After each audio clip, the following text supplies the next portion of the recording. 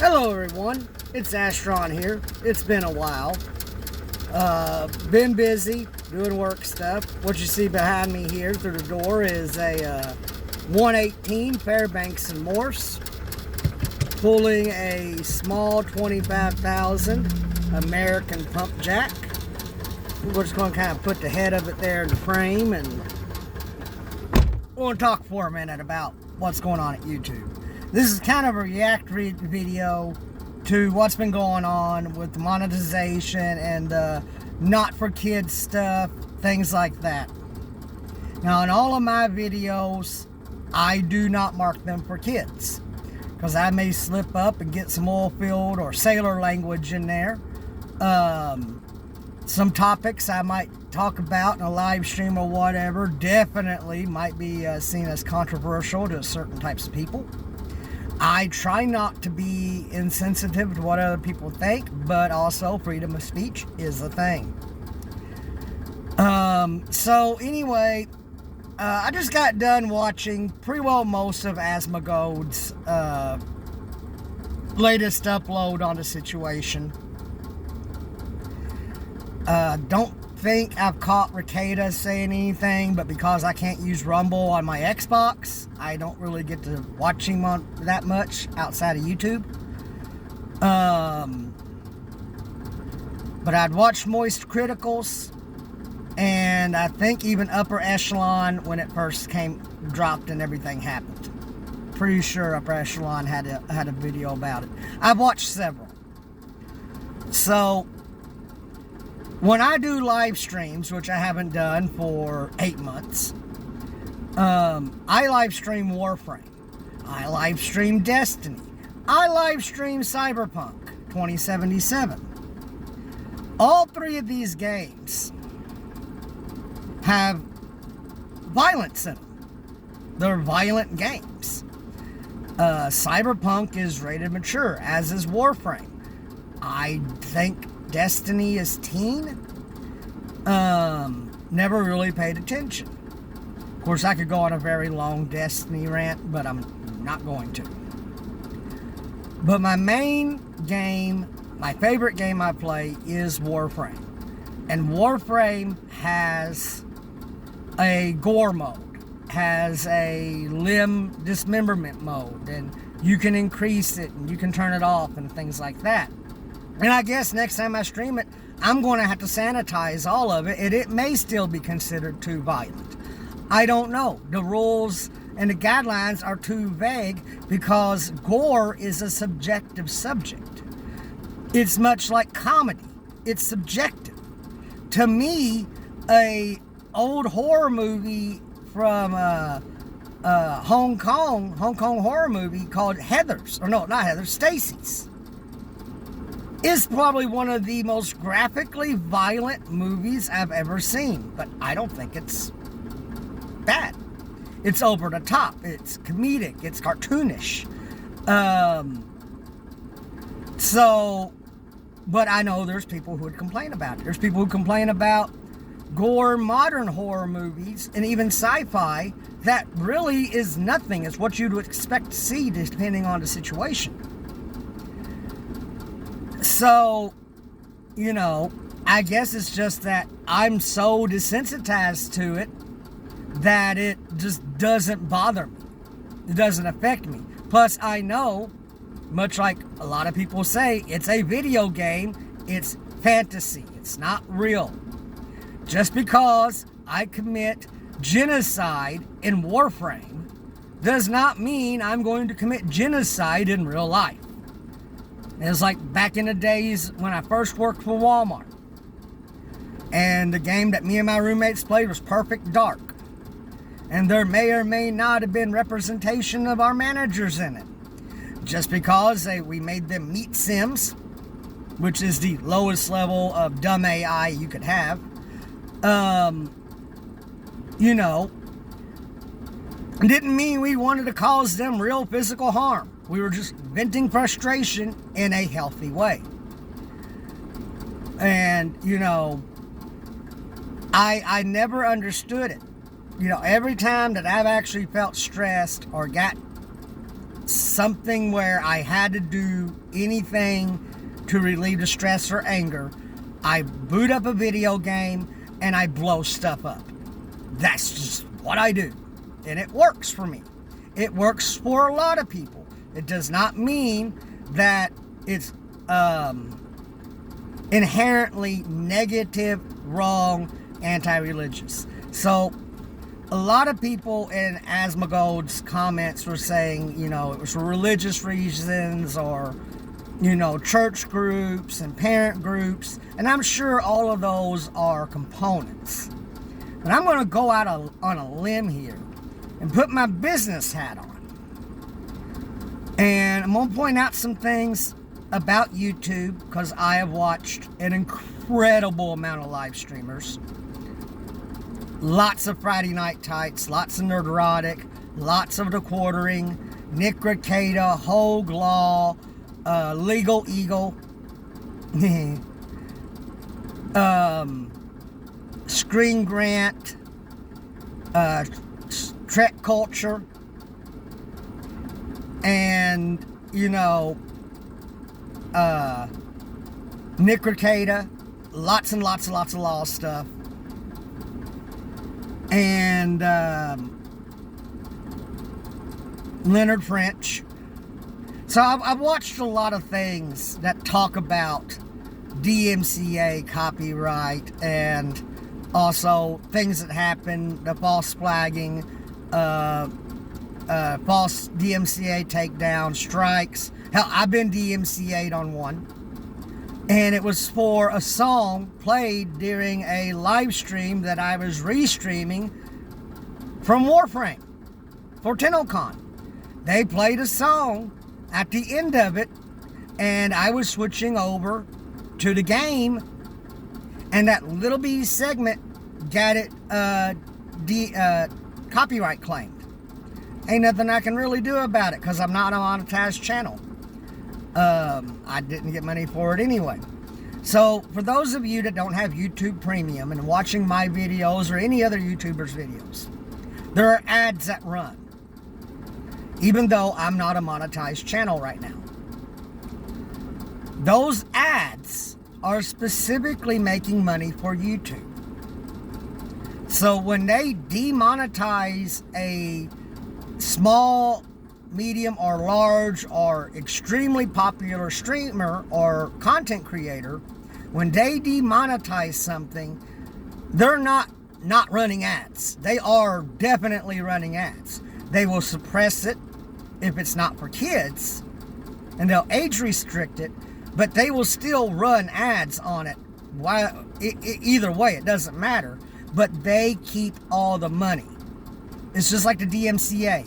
When someone copyrights your video, this is why you don't see me have picture-in-picture reaction things. Mostly I can't do it on my phone. I'd have to use my computer at home. But the reason why I don't have music and I don't do a lot of things that you would think, given if you'd seen my setup, how professional it is, I'd be using it. It's because I don't want to deal with the copyright claims and the false flags and this, that, and the other. I strictly follow the guidelines to the best of my ability of what the game companies allow us to stream. And when you've got a live party in there and it's 4, 5, 8 of you talking, it's automatically transformative.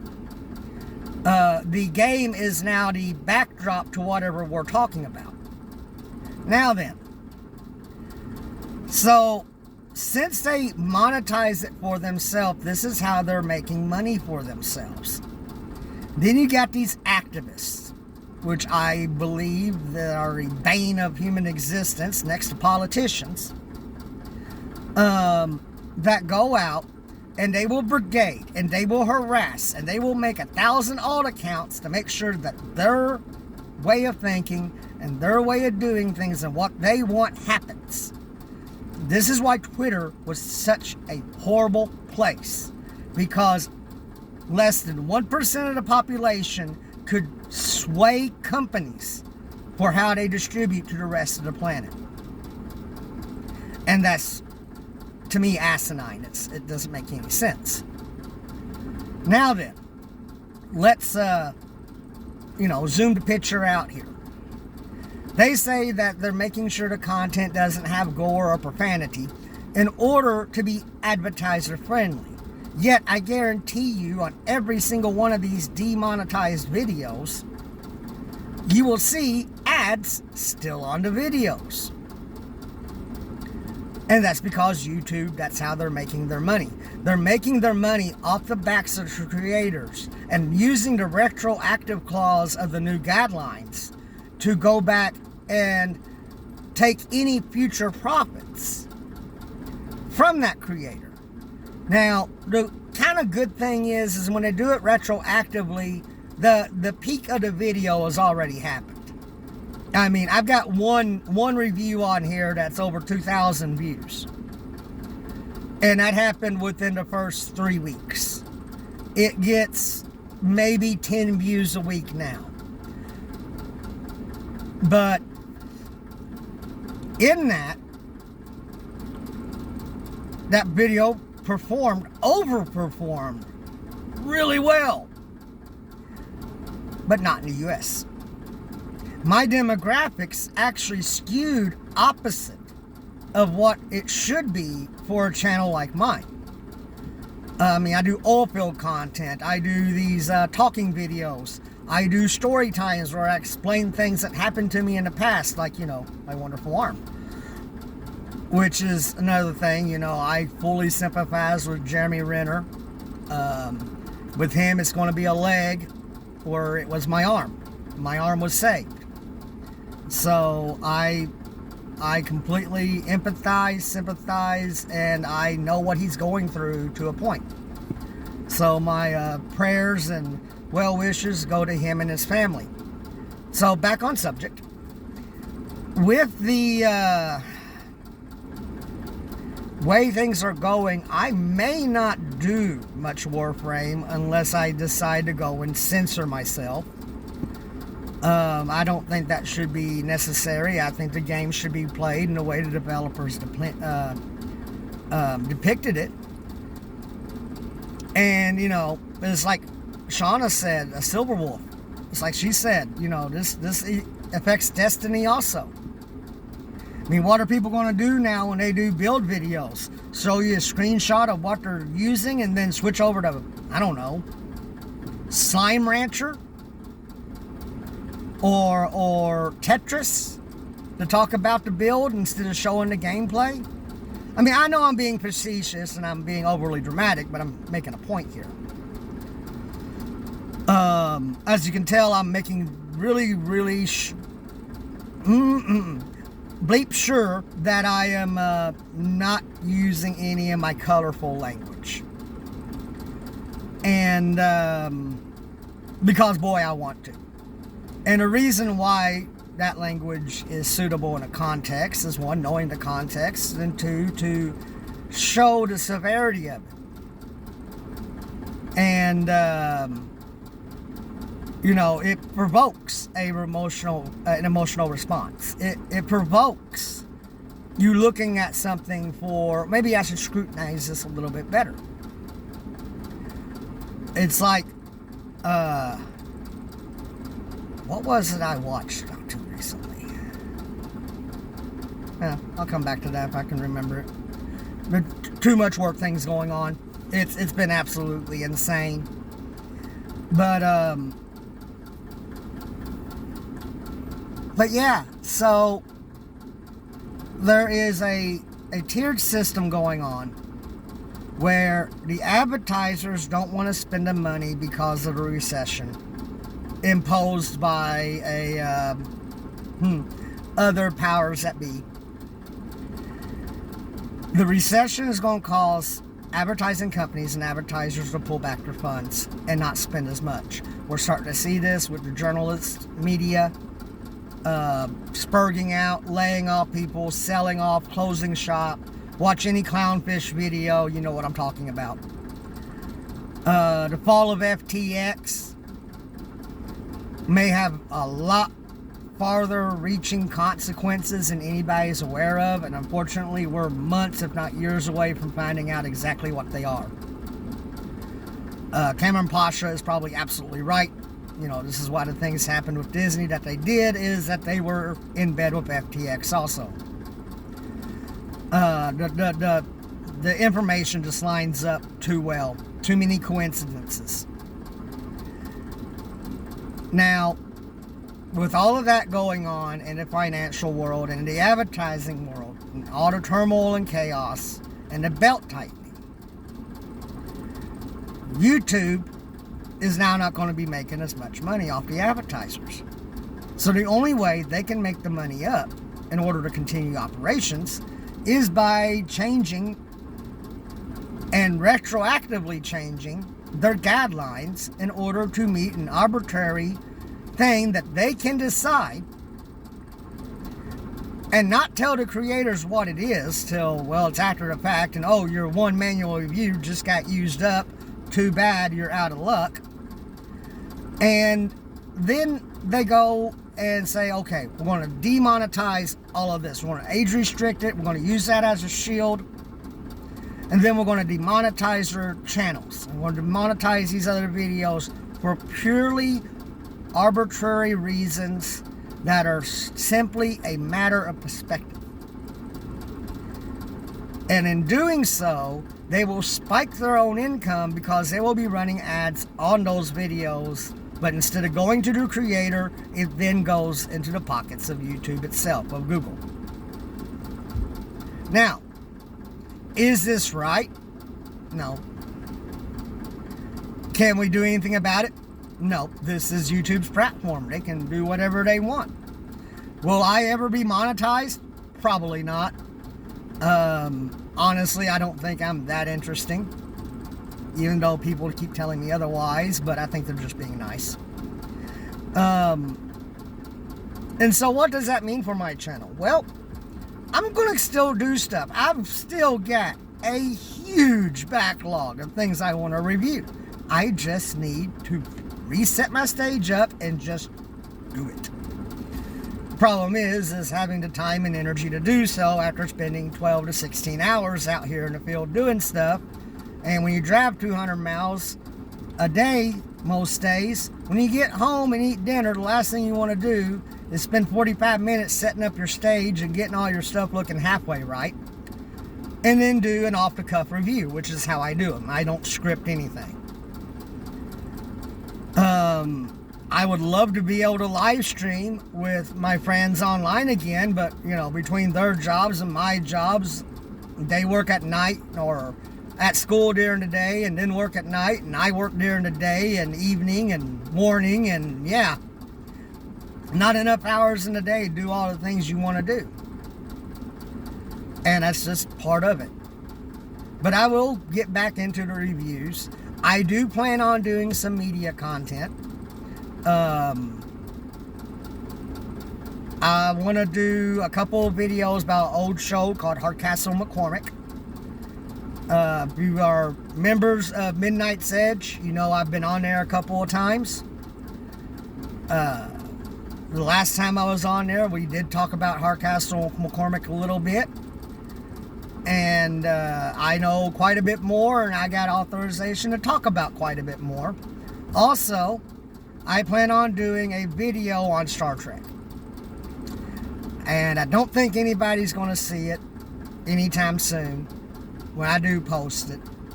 But as a kind of a preview of what I'm going to do is I'm going to set the record straight on some things. Now, to get it, I will have to go into the background of why I know what I do, who the players are. That's actually a good term. And what went on, who people were, and then what really was the motivation and the inspiration for the creation of Star Trek. The modern revisionist history of the popular Star Trek YouTubers now is completely wrong. Their opinion that you cannot be a centrist or a conservative or a moderate and enjoy Star Trek because it's not made for you. It is purely a socialist communist show created for the far left is a complete dumb and asinine fallacy.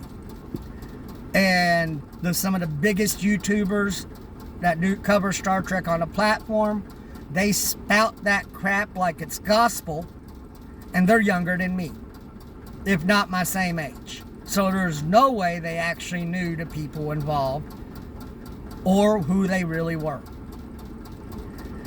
And I have a unique insight.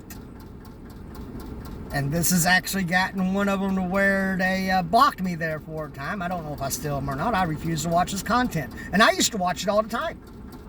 I liked his Trek Actually videos and different points of views. It made me think. It made me look at another perspective. And I enjoyed that. But when you start telling me I'm not allowed to watch or enjoy something because of my friggin' political beliefs, then you got severe brain damage and need to realign your priorities. And I called him out on a couple of things that I knew to be factually wrong. And when he kind of got in a tit-tat with me, and I finally said, how could I possibly know this? And I dropped a name. A very specific name. At that point, communication ceased. Because that's how the far brain damaged left work. They won't debate you. They won't discuss. They won't try to actually swing you to their side of an argument or discussion with any kind of factual basis. Because they solely go on confirmation bias, their own personal interpretation, and how it relates to them. They don't ever look at, well, what's the true meaning behind it? What's the point? Where I was raised on it. I grew up exposed to the original series and to the original series movies. I became a huge fan of Next Gen, despite my mom absolutely hating it. And then Deep Space Nine. And then I realized, wait a minute, this is just like Babylon 5. And then I learned the history of that and what actually kind of went on. And some of it's been revised by Straczynski and others to play nice, because it is Hollywood. But I do remember what happened back then, because I read the articles. I read the Babylon 5 members fan club newsletters, because I was one of the founding members.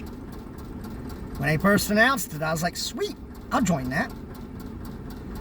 And got a cool patch for it. I still have it. Earth Force. And I think I even got a Babylon 5 shield. But Voyager was alright, and then they added 7 and I was hooked. Not because of the obvious, Jerry Ryan is gorgeous, but 7 was an interesting character. It's like the next logical progression of having a Borg character on the show after Hugh. Like a cross between post-Locutus Picard and Hugh. What would you have? Well, you'd get 7 and 9. And that made her the most interesting character to me, and the reason why I watched a lot of it. And then, A Year of Hell, which should have been an entire season, was absolutely great. But, how does this all tie into what YouTube is doing now? Well, I need to think about how I want to do these videos. How do I want to approach them? Can I convince my mom to actually let me interview her? So that way, is coming from the person who was there instead of being relayed through me. She would prefer if I do it the latter rather than the former. She doesn't really care about being in YouTube video. Because I tried to do an interview with her when it came to Hardcastle McCormick. And she used to write a fanzine called Back to Back, for Hardcastle, much like she did for the original Star Trek called Delta Triad. So, there's a lot of interesting stories I could tell, a lot of interesting things from the past that I know about that it feels like no one talks about, and I think it should be shared. But how do I do that going forward on a platform that restricts and regulates what you say and do, what you show? So I have a feeling it might be just me wearing a Starfleet uniform talking about Star Trek, and me wearing, you know, I don't know, something McCormick would wear or Hardcastle would have wore, you know, fancy Hawaiian shirt. To talk about Hardcastle and McCormick, because I don't know if some of the stuff I would show would start triggering what they're now considering